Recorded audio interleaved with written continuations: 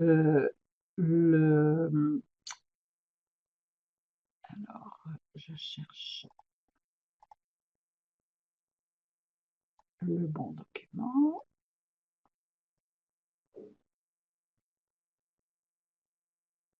qui n'apparaît pas dans mes propositions.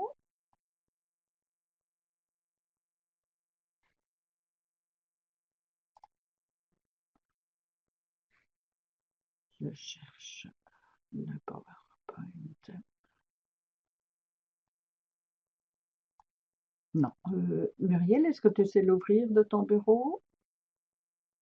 Le PowerPoint qui s'appelle, enfin le document PDF qui s'appelle 13 conseils utiles pour mener un projet.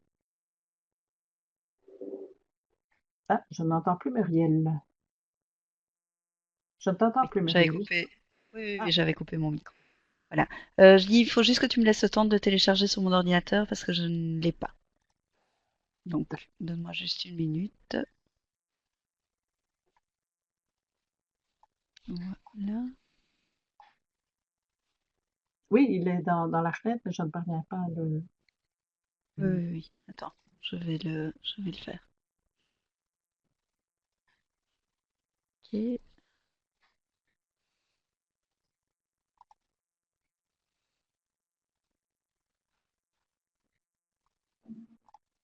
Et voilà. Voilà, moi, je ne parviens pas à l'ouvrir, mais Muriel l'a fait. Voilà.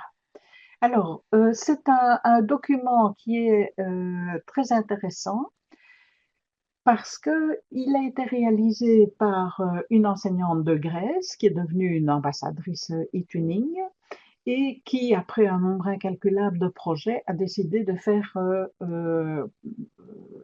profiter de son expérience d'autres enseignants qui se lancent dans leur premier projet e-tuning.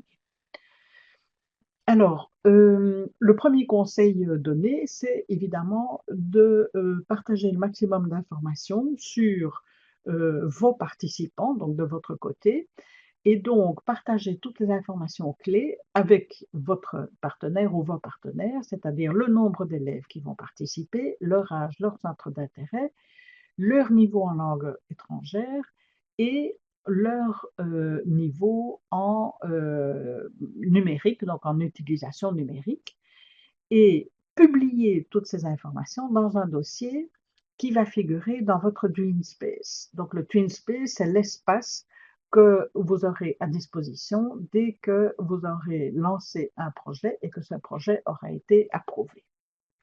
Alors, euh, vous allez prendre l'habitude d'échanger très régulièrement avec vos partenaires et surtout de communiquer entre vous tous les moyens de communication à votre disposition, c'est-à-dire votre adresse email, mais aussi votre identifiant Skype, de manière à pouvoir euh, rassurer régulièrement vos partenaires du fait que vous êtes toujours vivant et que vous êtes toujours dans le projet. Il n'y a rien de plus exaspérant quand on est partenaire d'un projet de tout à coup se retrouver avec un silence radio total de votre partenaire pendant une longue période. Alors, avant de démarrer votre projet ou dès le départ, prenez l'habitude de créer un calendrier commun de réalisation avec votre ou vos partenaires. Ce calendrier devrait indiquer le déroulement des activités qui sont prévues, donc chaque fois l'heure de début et de fin de chaque tâche, mais n'oubliez pas aussi d'échanger entre vous les dates de vacances, parce que il y a des grosses différences dans tous les pays européens et c'est évidemment une information tout à fait cruciale. Ce calendrier, vous allez le partager avec vos partenaires enseignants, mais aussi avec vos partenaires élèves. Et quand vous décidez de réalisation, c'est très intéressant de prévoir une date donc limite, une date butoir, parce que sinon, on se retrouve avec des activités qui sont supposées être faites, par exemple, dans le courant du mois de janvier, et puis en mars, il y en a qui n'ont toujours pas terminé, et donc on arrive à des projets qui s'étalent sur différentes périodes qui sont très, très pénibles. Alors, mettez-vous d'accord aussi sur les outils que vous allez utiliser et les formats de fichiers que vous allez utiliser et publier dans le TwinSpace. Je prends un exemple. À un moment donné, il était prévu que dans le TwinSpace, les élèves fassent connaissance. Et puis, ils avaient décidé de faire une liaison Skype, ce qui n'a pas marché dans une école. Et l'autre école a tout à coup décidé de ne pas faire une présentation par Skype, mais de faire une présentation par l'application Voki. L'autre école n'avait absolument pas téléchargé cet outil et donc ils n'ont pas été capables de faire cette présentation mutuelle des élèves. Alors, avant de vous lancer dans votre projet e-tuning, ou en tout cas tout au début de la première phase, prévoyez une réunion pour informer vos collègues, les parents, le chef d'établissement et les élèves. C'est important que tout le monde soit au courant que ce projet se déroule. Et je vous rappelle que dans votre TwinSpace, dans l'espace réservé à votre projet, vous aurez la possibilité d'inviter des collègues, même qui ne sont pas partie prenante de votre projet, votre chef d'établissement, les parents, des responsables d'associations avec qui vous allez travailler. Et pour chacune de ces différentes catégories de personnes, vous aurez des catégories de droits différents. Donc, par exemple, si vous invitez dans le TwinSpace les parents d'élèves, eh bien, ils auront juste le droit de regarder ce qui se passe dans le TwinSpace et de ne rien faire d'autre. Alors, c'est utile aussi d'annoncer le lancement de votre projet sur le site web de l'établissement. C'est un plus pour l'établissement. Voilà, donc invitez tous les partenaires, je l'ai déjà dit. Et si vous avez des tutoriels que vous fabriquez, vous, pour vos élèves, pour utiliser certaines applications, ou bien que vos partenaires vont utiliser, partagez ces tutoriels de manière à ne pas refaire des, des tutoriels chacun de son côté, tout le monde fait 3 fois le même boulot. Euh, N'oubliez pas que dans les projets tuning, ce qui est intéressant aussi, c'est de pouvoir tester des outils numériques. Et donc, c'est intéressant de pouvoir, si vous enseignez à vos élèves ou à vos collègues l'utilisation de différents outils numériques, eh bien, c'est intéressant de pouvoir faire des petits mini modes d'emploi et de pouvoir les partager. Alors, votre TwinSpace, donc, qui sera l'espace pour votre projet, c'est très important de bien le structurer avant de démarrer le projet. Donc, c'est comme un livre avec une table des matières. Vous allez créer une page activité de projet pour chaque activité. Et à l'intérieur de chacune de ces activités, vous pouvez faire un dossier par pays. Vous pouvez donc faire un cours descriptif de cette activité et mettez-vous d'accord aussi sur les outils que vous allez utiliser en utilisant les outils les plus adaptés aux activités que vous voulez mener. Alors, le but d'e-tuning est de faire du travail collaboratif, c'est-à-dire de faire travailler ensemble au maximum les élèves des différentes écoles, des différents pays, et donc essayer de leur faire mettre à jour leur profil personnel, comme disait Muriel, avec une présentation courte et une photo.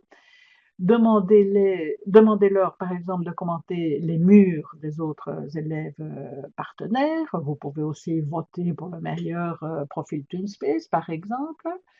Organisez régulièrement des sessions de chat et de visioconférence. C'est très intéressant pour les élèves de voir avec qui ils travaillent et de pouvoir partager des moments où il y a un retour sur les travaux les uns des autres. Et c'est intéressant aussi de leur demander de se présenter de manière créative et leur établissement aussi de se présenter de manière créative.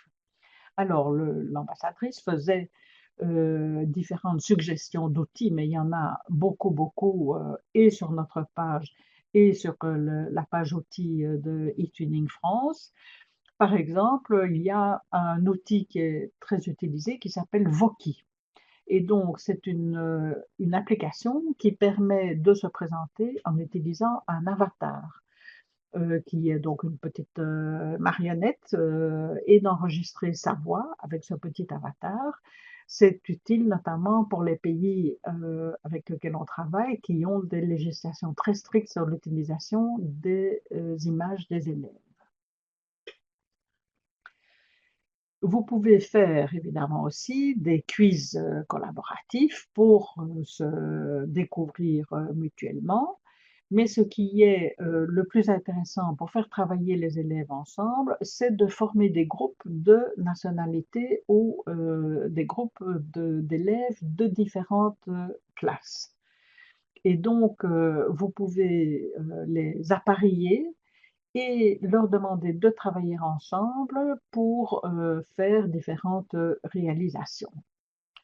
Alors, il est assez courant, mais ça n'a rien d'obligatoire, qu'en début de projet aussi, les élèves choisissent un nom pour leur groupe et créent un logo pour symboliser leur groupe ou bien pour symboliser différentes activités du TwinSpace. Ici, donc, dans le conseil numéro 9, l'ambassadrice a proposé donc toute une série d'outils de travail collaboratif. Euh, je vous laisse les découvrir. Un outil qui est énormément utilisé, c'est l'outil Padlet.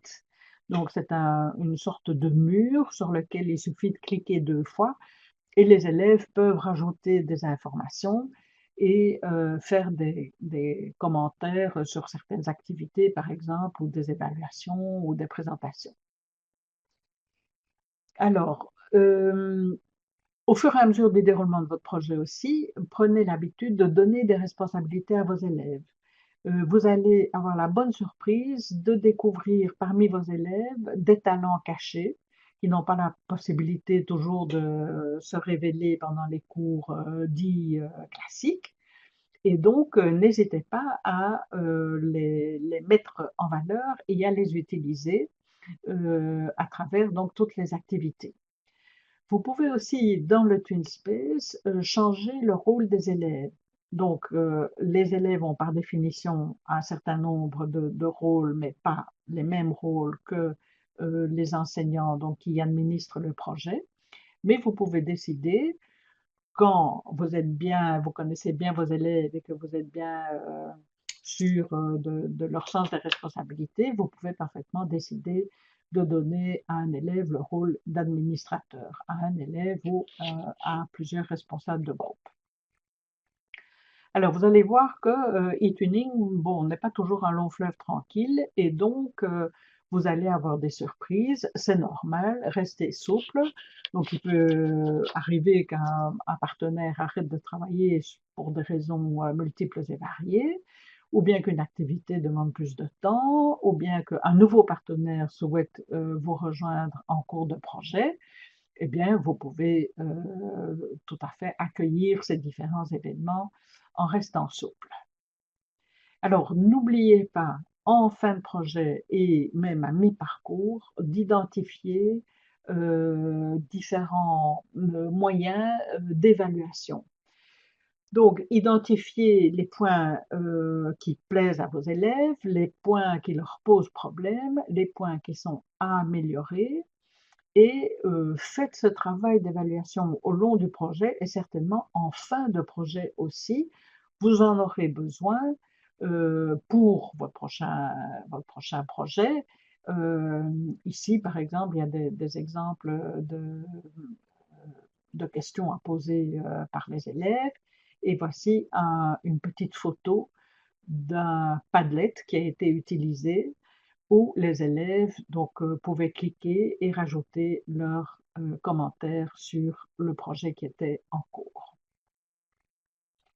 Et donc, comme on le disait, à la fin de votre projet, vous n'hésitez pas, vous demandez de pouvoir obtenir un label de qualité nationale. Vos partenaires peuvent faire la même demande aussi. Et quand plusieurs partenaires nationaux ont reçu un label de qualité nationale, vous pouvez alors candidater pour recevoir un label de qualité européen. Ce label de qualité européen sera indispensable pour vous lorsque vous voudrez partager un formulaire qui vous permettra de candidater au concours européen.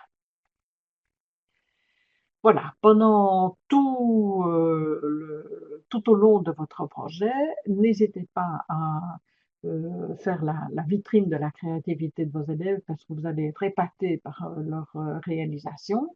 Et donc, que ça soit sur le site de l'école ou sur une page ou un website que vous allez créer spécialement pour votre projet, si vous le voulez, n'hésitez pas à faire la valorisation de la réalisation de vos élèves. Voilà, j'en ai fini. Hop, pardon, arrêtez le partage. Et voilà. Alors, donc, Muriel a fait toute une série de commentaires au fur et à mesure de la présentation. Je vous rappelle que vous avez ici donc différents documents dans le pavé qui s'appelle fichier 2. Et j'ai rajouté un document que nous n'avons pas le temps de voir maintenant, mais qui est à votre disposition, qui est un mode d'emploi très simple sur comment enregistrer son projet. Voilà. Muriel, je te donne la main. D'accord, eh bien, je pense que, à part vous demander si vous avez des questions, nous n'avons plus grand-chose à ajouter. Si ce n'est de ne partez pas trop vite, le temps de faire une mini-évaluation de la formation. Frédéric est en train d'écrire.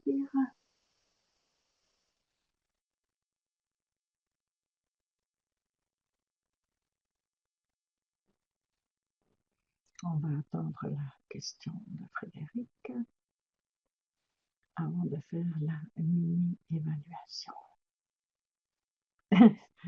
Voilà, Oui, pour Frédéric, tout est clair. Vas-y, Muriel, d'accord. ton évaluation. Alors, Grazia de nouveau, un petit sondage très rapide. sont en train d'écrire aussi.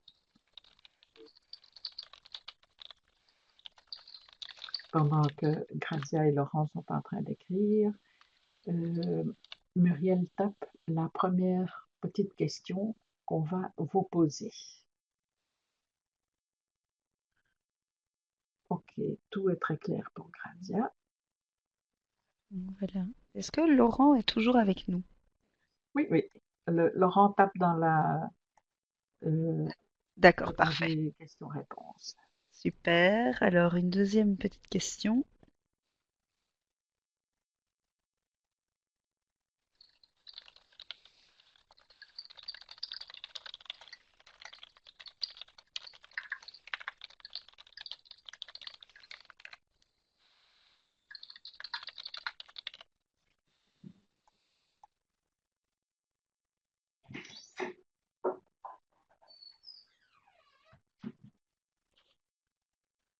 Alors, une troisième petite question.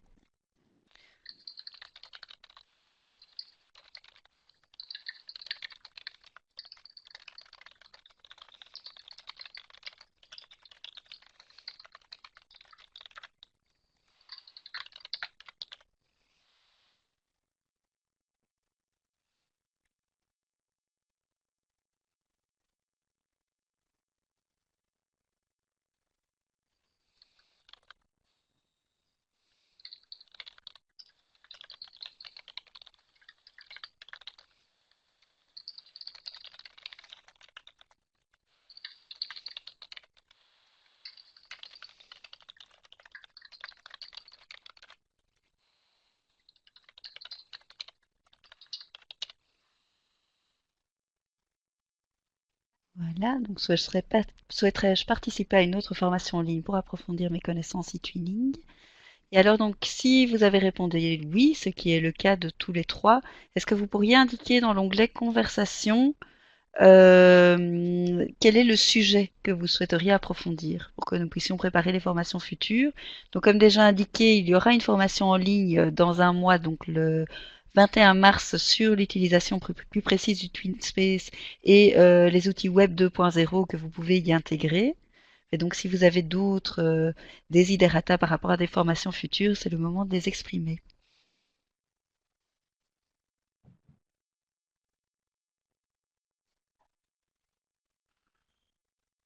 Alors, on a des écritures en cours. Alors, je vais juste tenter de faire réapparaître les différents sondages pour ceux qui n'auraient pas répondu à tout. Laurent est content, nous aussi.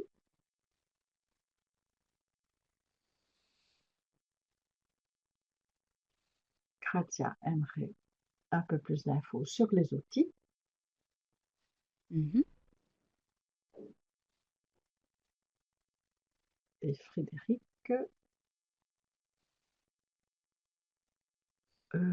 D'accord, également sur parfait. les outils. Super. Bah écoutez, sur les outils, donc n'hésitez pas à vous inscrire à la formation du 21 mars, dont le lien sera partagé très très rapidement sur notre page enseignement.be/e-twinning. Le lien va apparaître dans les prochains jours et sur la page e-twinning, sur la page Facebook, pardon. Alors, petite information aussi, il y a une page Facebook, donc etuning.befr.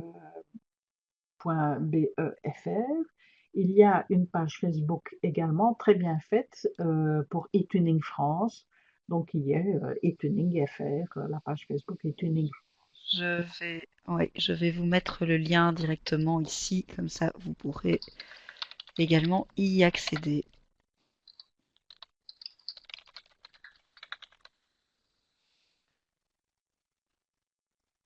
Bonne soirée, Frédéric.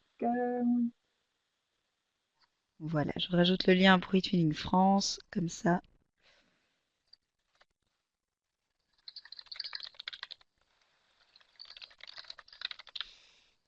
ceux qui le souhaitent pourront y accéder directement. Voilà. Voilà. Eh bien, c'est parfait. Donc, n'hésitez pas à revenir vers nous par email ou téléphone si vous avez des questions plus précises à poser. Et donc, on vous souhaite à tous une bonne Oui, soirée. parce qu'il est clair évidemment que d'ici la prochaine formation, si vous avez des questions à poser, vous n'hésitez pas, vous nous contactez et on essaye de vous répondre le plus rapidement possible. Alors, Gradia est encore en train d'écrire un petit message.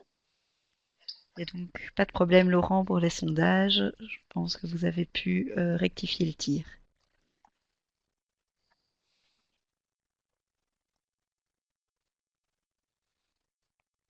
Pas de problème, Laurent.